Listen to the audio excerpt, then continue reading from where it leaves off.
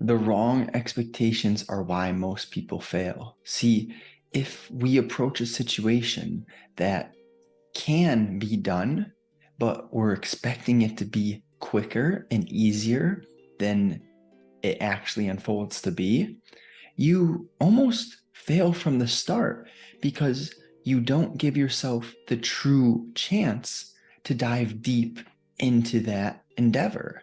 And this is where my idea, not my idea, but the idea of the 10,000 hour vision comes in. We need to be pursuing something that is so meaningful that we don't have a problem putting in a massive amount of hours, effort, and energy, something that is worth the commitment. And this is important for everyone to understand no matter what endeavor you're going into. And a key piece is to stop looking for quick fixes and to be willing to put in the 10,000 hours. See, in the beginning of any journey for any underdeveloped mind, it is sensible from our level of development to look for the easy get rich quick scheme, the magic pill. And that's how we end up kind of fucking ourselves and slowing down our progress. But those mistakes, they can be stepping stones if you search for the lesson. If you take a step back and realize, oh, well, is this a coincidence that every time I look for the quick shortcut, I actually slow myself down? I don't think it's a coincidence. What about you? So the time horizon that you set for your mission is crucial, and you're better off to overestimate how much time and effort it will take. And then, well, who knows, if you finish a little bit earlier than you expected, then you actually have a good feeling. You did better and you executed quicker than you thought. But if we underestimate, that leads us to find ourselves disappointed when we didn't get the results we were looking for. And see, you cannot control the outcome, but you can completely monitor the amount of energy and intention that you show up with every day. So, what is helpful if you're looking to uh, achieve a long-term goal? We need to pay attention more to the effort that we exert on a daily basis than the results that we're getting. And I'm not implying that we don't need to reflect. We do need to pay attention to the results that we're getting. But the point is, I'm sure you've heard of that V curve where we're kind of going horizontal and then slowly things start to pick up. That's what I'm getting at. And you might be right before the diamonds and not know it. So we need to persist. We need to have a reason that's so powerful that allows us to not give up and to continue even when we didn't get the results that we're looking for in the short period of time that our initial expectations were set for. And when I bring up purpose and reason, we have to understand that it's okay to start shallow with these areas because every human goes through the stages of development. And for materialistic wants and needs, that is how most of us will start.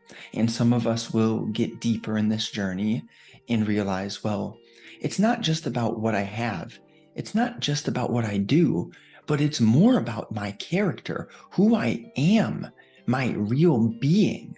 And of course, having and doing is important, but you will transcend if you invest your days intentionally, if you look for a purpose that is so powerful that you're not only helping yourself, you're not only helping your local community and the people you come in contact with in physical reality, but you're actually helping the whole world in an existential area. And you understand that the ripple effect, that how do you make the world better? First, you have to make yourself better, and then you make your physical reality better. And at the same time, of course, with technology, we can be building something that has the potential to reach people all across the world. And side note, but it's important that you do not get too caught up in what everyone else is doing, because the average man is living a quiet life of despair. They are fitting in, following the route that our society has set them up for, but the hard truth is that our society does not emphasize fulfillment and meaning. Our society is on a shallower level where they emphasize having and doing, but not the being aspect of who we really are. See, we're not human doings, we're human beings. And it's about connecting with your truest self, figuring out what gifts do you have and how are you going to use those gifts to make the world better.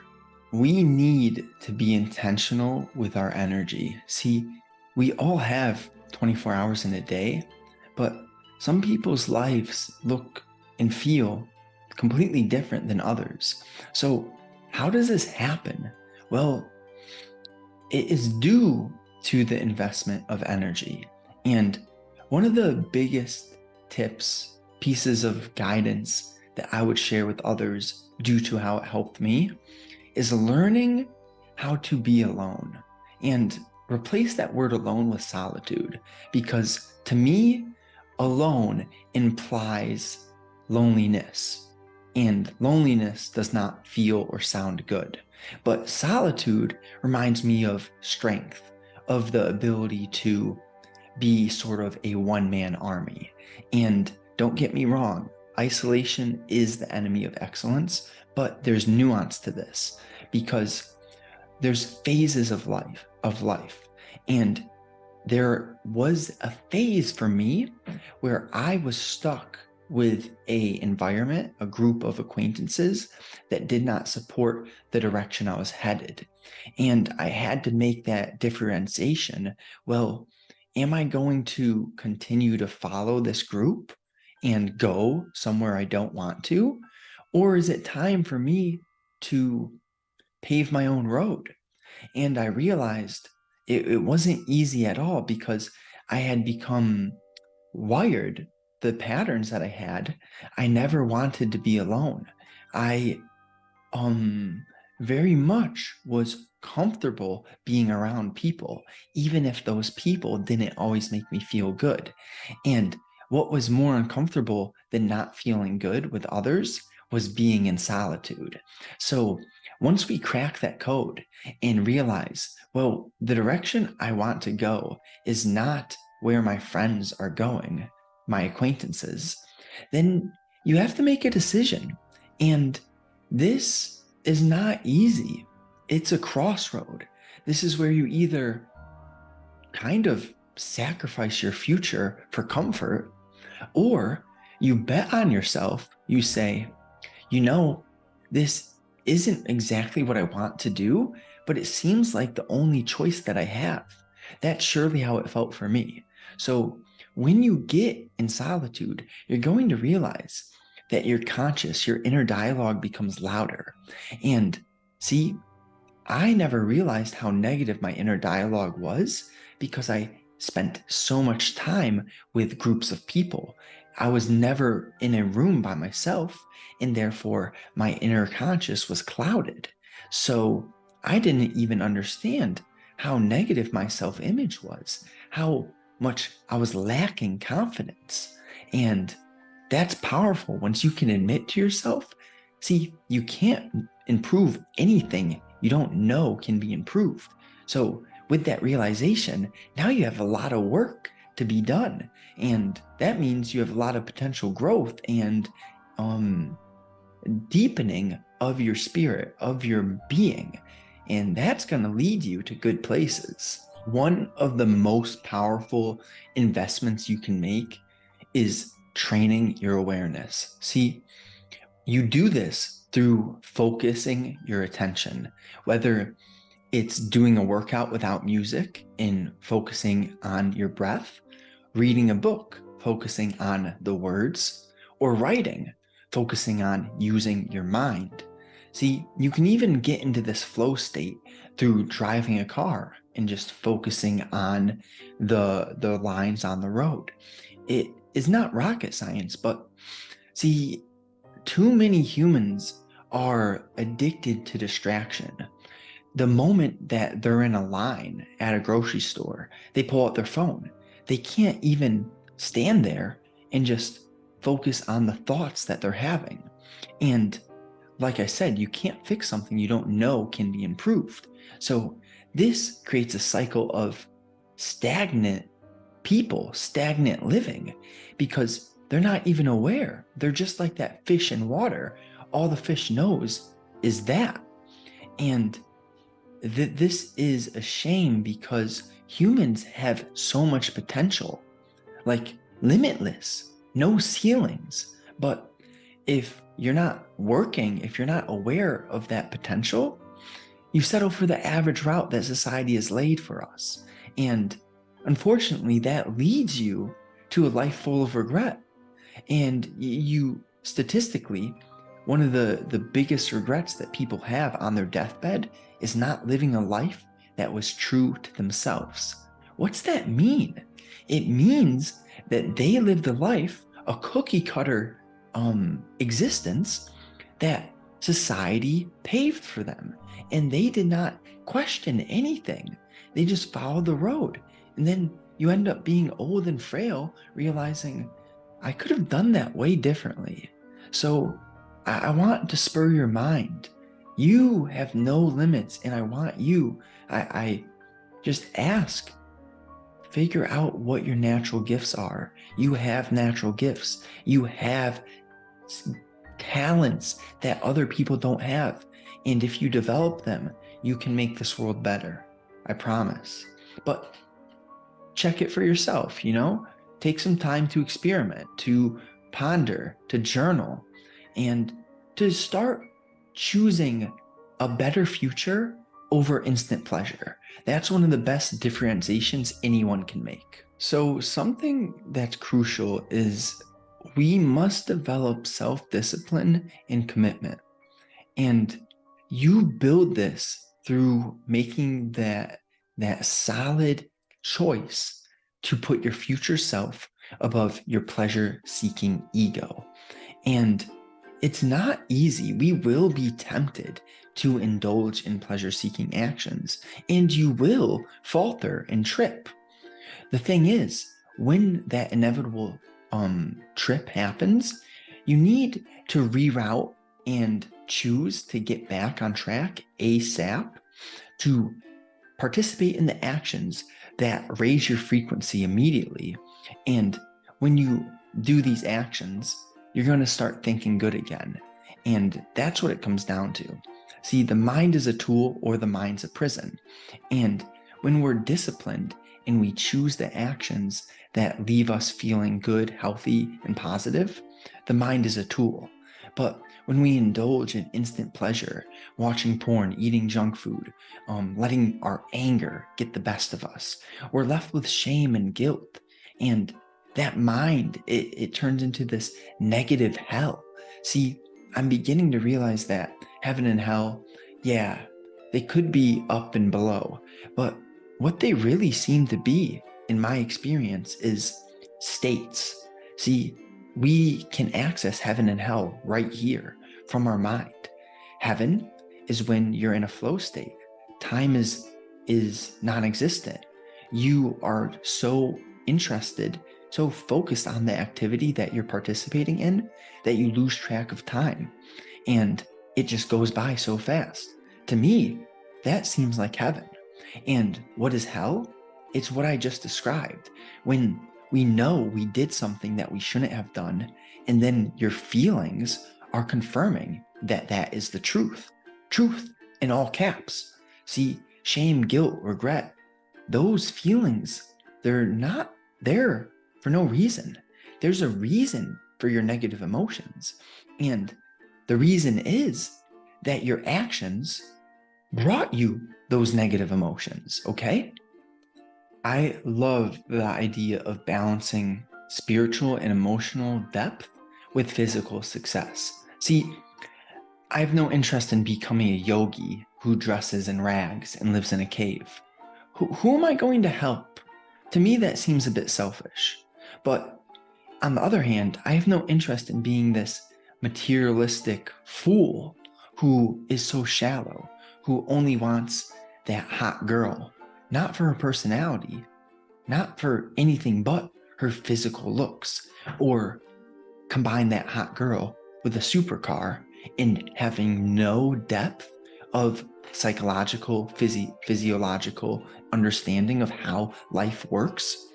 To me, that's repulsive. And I'm not here to tell you what to think, how to think. I'm here to share how I've evolved because, listen, at the beginning, I was that guy. I only wanted hot girls, fast cars, and money. Materialistic as just so materialistic. And now I'm at this point where, oh, yeah, physical success and depth in the emotional and spiritual domains. And when you combine those, it can turn into a masterpiece because, see, wealth is a tool. And unfortunately, many people are owned by the objects that they have. They buy the car to impress their neighbor, and they actually have this huge car payment, which forces them to go to a job that they don't love every day just to impress people. Like, to me, that's just foolery. But on the other hand, you could be doing work that you love, buying the car because you love sport cars, and you're actually very deeply intrigued by the system that a car is, and you're not doing it to impress others. You're doing it due to your interest in that system. So it's a similar situation, but completely different because one lacks depth while the other actually has depth. So we're all on a different spectrum on the scale of ego development. And it can be seen in every area of life. The way that individuals react, the language they use, how they show up with their energy levels, this is all representative of the ego. And something that's key is the differentiation between expectations and long-term goals. So I'm not implying that we shouldn't have big, big goals. I want you all to dream, to have just wild goals. But then your day-to-day expectations need to be realistic. It's okay to dream and have huge goals, but your expectations for the day, you need to be taking action and to be executing on activities that are going to move you forward 1% each day. You cannot just wish and hope. Those are not strategies. See, you think big. Don't think realistic when it comes to long-term goals.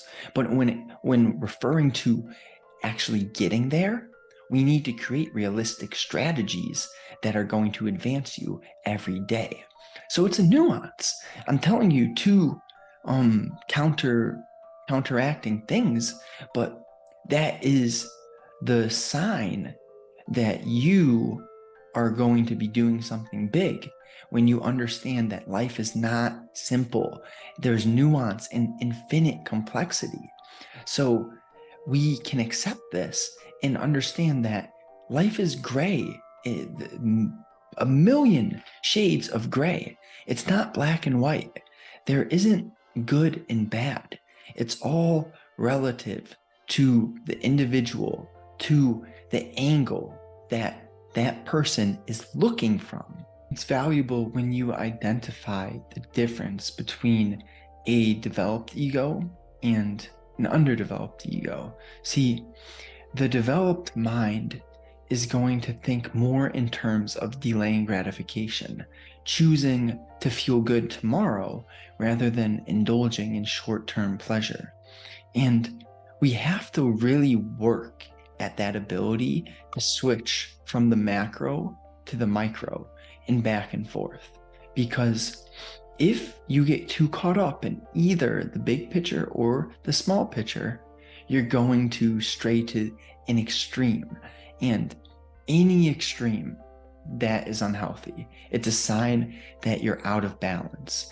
If you are such a religious fundamentalist that you cannot even consider other religions' ideas, you won't even open your mind to listen to someone else's thoughts, that just shows that you're reducing your potential massively. See, the mind is meant to be open.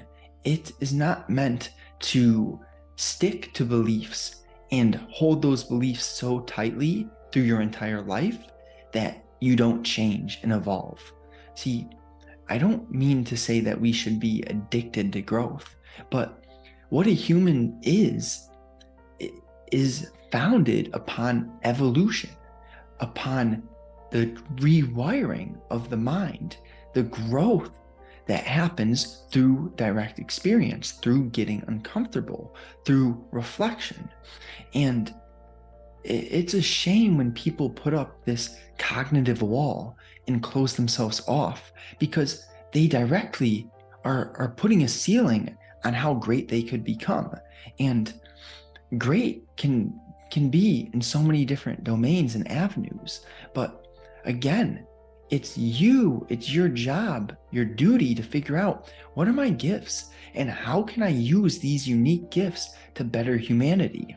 See, my gifts are probably not the same as yours, and we all have them, but no one's going to tell you what they are. You have to do the work. You have to investigate where your talents are.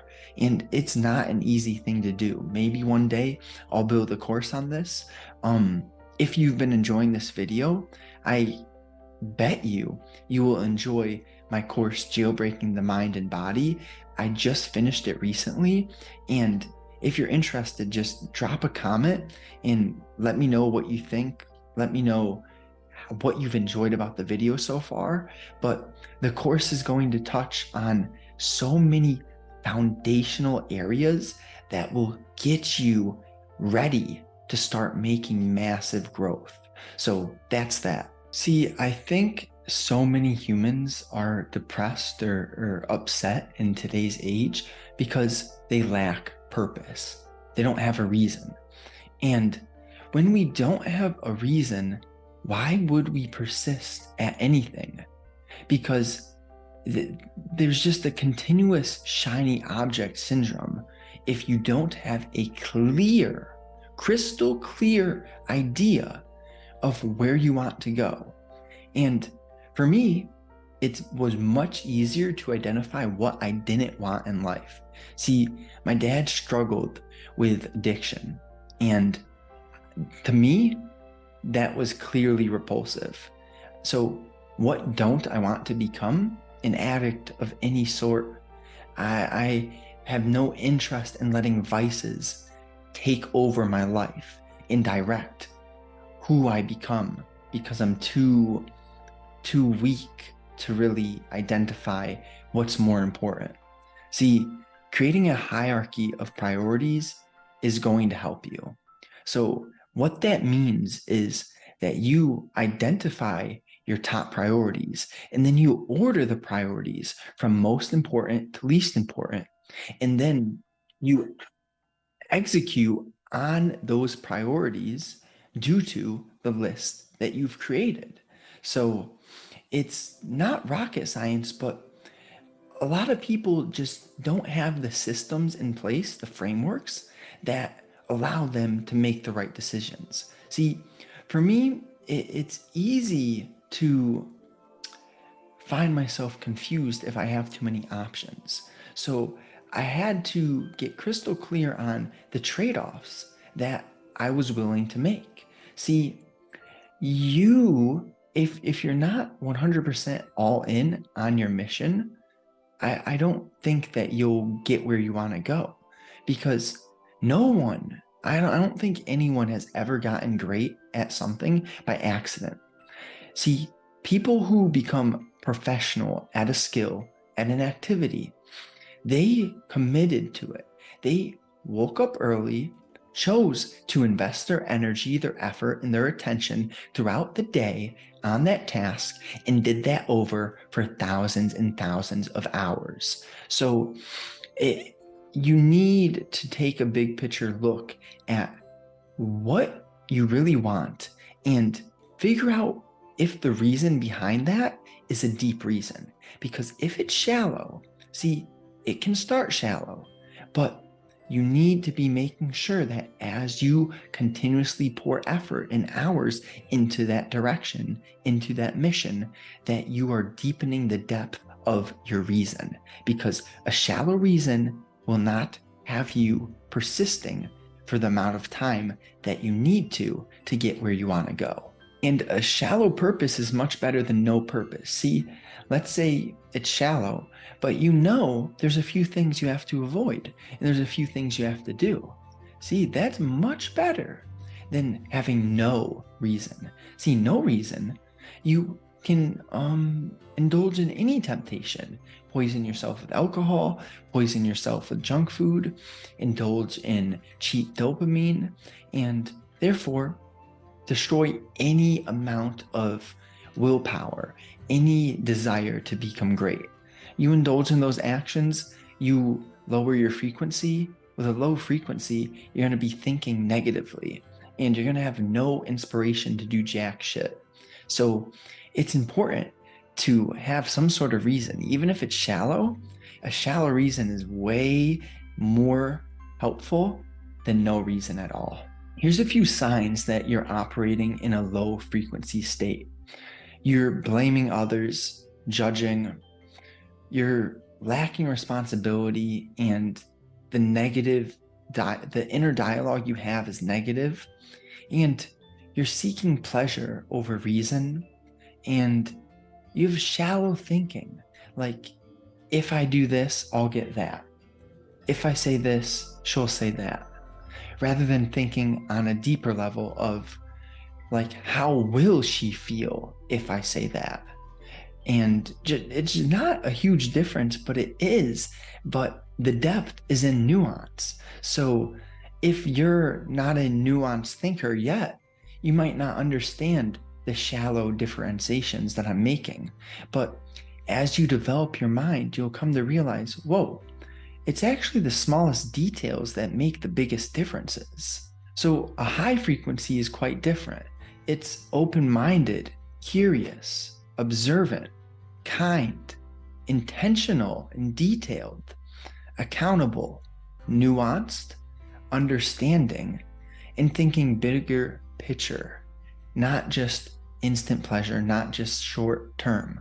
So high consciousness is strategic in how they invest their energy. Because, see, I mentioned earlier, we all have 24 hours in a day, but some people end up with different lives. It's because they're operating on a different frequency. They are planning and being intentional with their days. So test this out, and I bet you it'll help you. Start building a materialistic purpose if you don't have any purpose, but be sure to adjust that as you go, and expect to put in years of effort before you get the outcome that you desire. Have a big picture vision that's so powerful that you're willing to put in years of effort, and consistently ask yourself every week, what am I doing that I know I shouldn't be doing? And seriously and playfully contemplate that. Take out pen and paper, just write about it. Joke with yourself, but don't lie to yourself. And ask every week, why am I doing what I'm doing? See, if you ask that, you get an answer. And you say, why am I doing that? You get an answer. And then you say, why am I doing that? Etc. Continue to do that until you really feel you're at a core, strong answer. That will help you. So if you've enjoyed this, if it was valuable, the best way to help more people see this is liking the video, and I'd love to hear your thoughts. Just let me know what you're thinking in the comments. And if you really want to help me out, share it with a like-minded friend, share it with a bud who you know is interested in this sort of content, interested in creating the best life they possibly can. And I appreciate you. Until next time.